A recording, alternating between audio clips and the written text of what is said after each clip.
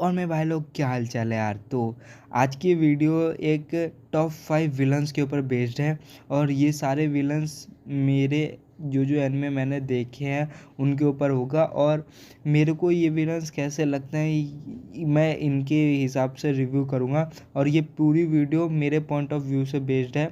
मेरे को उन विलन्स में क्या क्या स्पेशलिटीज़ दिखती है और उनको कैसे कैसे दिखाया गया है एनिमे में, मैं वैसे उनको अरेंज करूँगा। तो जो 5th नंबर पे आता है उसका नाम है मुज़ान किबुत्सुजी और मैंने इसको इसलिए 5th नंबर पे रखा है क्योंकि अभी तक जितना बताया गया है इसके बारे में उतना उतना अच्छे से एक्सप्लेन नहीं किया। और मैंने अभी तक डीमन स्लेयर का सीज़न 1 ही देखा है। सीज़न 2 मैंने इसलिए नहीं देखा क्योंकि मेरे अभी वो जापानीज़ में है और अभी इंग्लिश डब में आई नहीं है। और मैंने डीमन स्लेयर का एक रिव्यू वीडियो भी बना के रखा है, अगर आपने वो नहीं देखा है तो वो एक बार जाके देख लेना, मैं लिंक डिस्क्रिप्शन में दे दूँगा। तो मेरे को ये विलन टॉप 5 पे इसलिए लगा क्योंकि इस विलन में बहुत ही सारी स्पेशलिटीज़ है पर अभी इसको उतना अच्छे से दिखाया नहीं गया। और ये 200 साल से सारे हाशिरास को मार रहा है और एक तरीके से पूरा डीमन स्लेयर इसी के ऊपर बेस्ड है मेरे को लगता है। और अभी तक जितना इसको दिखाया है उसके हिसाब से जितने भी हाशिराज हैं वो इसको कभी मार ही नहीं पाएंगे अभी तक का जितना दिखाया गया है। और जो हाशिराज के जो मास्टर है उसके पास पावर है कि नहीं वो मेरे को नहीं मालूम, पर मेरे को इतना लगता है कि वो एंड तक आते आते बहुत पावरफुल होगा और वो मुज़ान किबुत्सुजी को हरा सकता है या नहीं वो मेरे को मालूम नहीं। पर अगर मैं सारे हाशिराज और एक तरफ मुज़ान किबुत्सुजी को रखूं तो मुज़ान किबुत्सुजी हरा पाएगा नहीं आप, पर बिल्कुल टक्कर ज़रूर दे देगा, पर मेरे हिसाब से हरा ही देगा क्योंकि जो 12 किज़ुकी हैं वही इतने ताकतवर हैं जो एक किज़ुकी एक हाशिरा को टेक डाउन कर सकता है। तो जो विलन मेरे हिसाब से जो 4th नंबर पे आता है उसका नाम है मेरुयम और मेरुयम एक हंटर एक्स हंटर का कैरेक्टर है।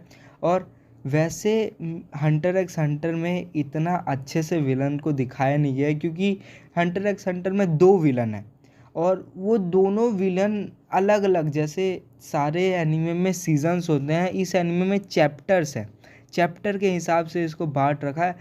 और जो फर्स्ट चैप्टर में जो विलन आता है वो एक अलग ही विलन है, उसके बारे में अब मैं बता ही नहीं सकता वो कैसा है। उसको जो प्रूव करना था वर्ल्ड को वो कर गया पर उसके बारे में उतना दिखाया नहीं गया और ये बात मेरे को बिल्कुल अच्छी नहीं लगी। तो जो सेकंड चैप्टर में जो विलन आता है वो मैरियम है और एक तरीके से ये स्ट्रॉन्गेस्ट विलन एवर में आता है in all time of anime. ये सबसे स्ट्रॉन्गेस्ट विलन, सबसे स्ट्रॉन्गेस्ट नहीं पर माना जाता है जो ये बहुत स्ट्रॉन्ग है। पर वैसे इसका मोटिव था जो ये वर्ल्ड का लीडर बने और सारे जो इंसान और एंड्स हैं वो एक साथ रहें। वो एंड्स के बारे में अगर नहीं पता तो ये बता दूँ, ये एक स्पीशीज़ है इस एनिमे में अलग टाइप की, वो आपको पूरा जब आप ये एनिमे देखोगे तभी मालूम पड़ेगा। तो इसका बस यही मोटिव था जो इंसान और एंड्स एक साथ रहे और ये सबका लीडर बन के रहे। पर फिर एनिमे के ट्विस्ट एंड टर्न्स का कोई फ़ायदा ही नहीं रहेगा जब विलन ही जीत जाएगा। तो इसको आखिरी में क्या होता है इसके साथ वो आपको एनिमे देखने के बाद ही पता चलेगा। तो जो 3rd नंबर पे आता है मेरे हिसाब से वो ये मेरा फेवरेट विलन अभी तक है और इसका नाम है ओबिटो उचिहा। ये एक बहुत ही बड़ा स्पॉइलर हो गया वैसे, जो नरूटो शिपीडियम अभी देख रहे हैं और उन्हें अगर वो बहुत कम एपिसोड अभी तक देखा है जिन्होंने, तो ओबिटो उचिहा एक नरूटो शिपीडियम का कैरेक्टर है और ये मेरा फेवरेट विलन है। क्योंकि अगर मैं इसके बारे में डिस्क्राइब तो उतना नहीं कर सकता क्योंकि मैंने इसका नाम ही बता दिया, वही आपके लिए बहुत बड़ा स्पॉइलर हो गया। अगर मैं इसको थोड़ा सा भी चीज़ बता दूंगा तो ये और बहुत ही ज़्यादा स्पॉइलर हो जाएगा। पर अगर मैं एक बात बोलूँ तो इसके बारे में मैं बिल्कुल कुछ बता ही नहीं सकता, जो मैं क्या बताऊँ। अगर मैं छोटा सा चीज़ भी बता दूँगा स्पॉइलर हो जाएगा। और अगर आपको इसकी स्टोरी जाननी है तो आपको नरूटो ही देखना पड़ेगा इसकी बिल्कुल रियल स्टोरी जानने के लिए। बस मैं आपको इतना बता सकता हूँ कि अगर आपका कोई ड्रीम है और वो ड्रीम एक पर्सन के लिए है और वो पर्सन अगर मर चुका है और आप उस पर्सन की थोड़ी सी टाइम स्पेंड करने के लिए उसके साथ आप पूरे वर्ल्ड को ख़त्म करने के तैयार हो, तो ये कितनी बड़ी बात हो सकती है। तो वही मैं, आप अगर नारुतो देखा है आपने तो आप समझ ही रहे होगे जो मैं क्या बोलना चाह रहा हूँ।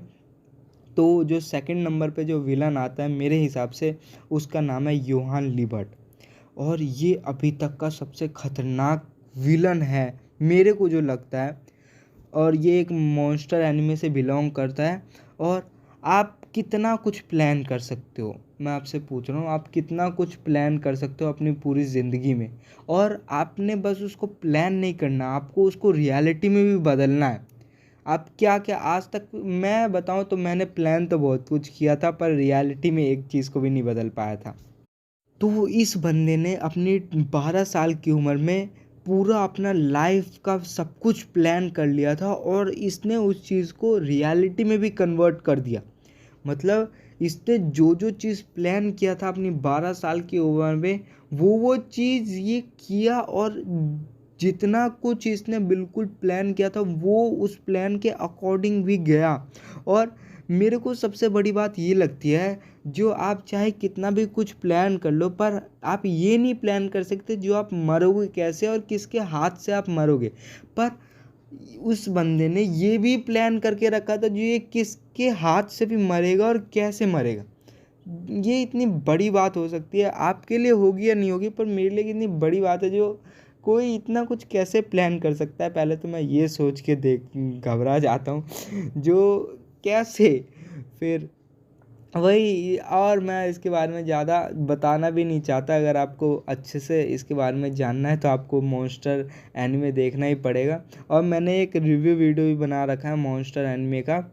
तो अब जो फर्स्ट नंबर पे आता है वो वर्ल्ड का टॉप विलन है अभी तक का, मैंने अभी तक जितने एनिमे देखे हैं, उसका नाम है ब्लैक ज़ेत्सु, और ये एक नारुतो शिपीडियम का कैरेक्टर है। और मैं पता नहीं क्यों मेरे को ये कैरेक्टर उतना पहले लगा नहीं था जो ये ऐसा होगा, पर जब नारुतो शिपीडियम का एंड आ गया ना तब ये कैरेक्टर जो बाहर निकला।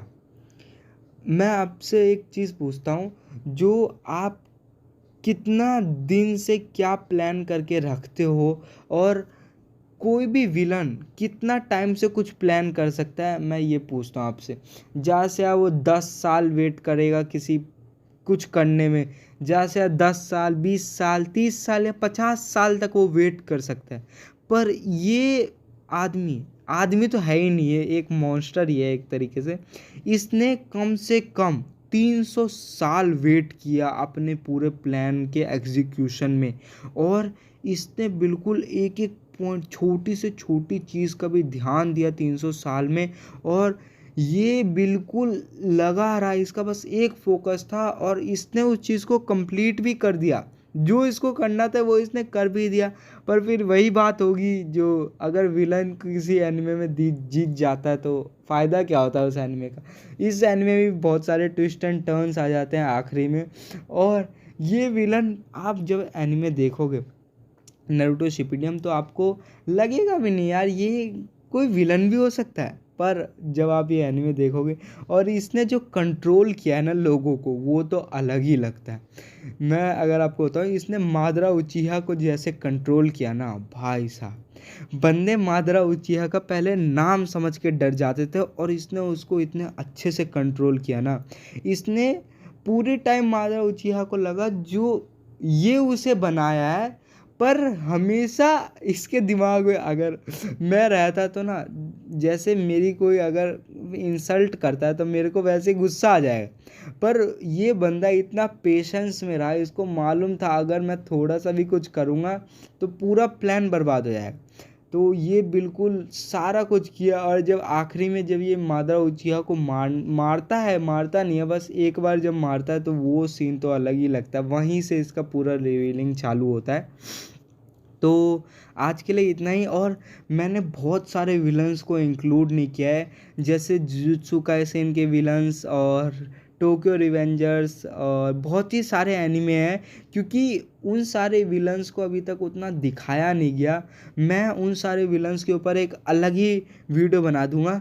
और एक विलन ऐसा है जो अभी तक का मेरा फेवरेट है, उसका नाम, वो विलन माना नहीं जाता पर मैं आपको उस वीडियो में बताऊंगा वो कौन है। तो आज के लिए बस इतना ही, मैं मिलता हूँ आपसे नेक्स्ट वीडियो में, तब तक के लिए बाय बाय।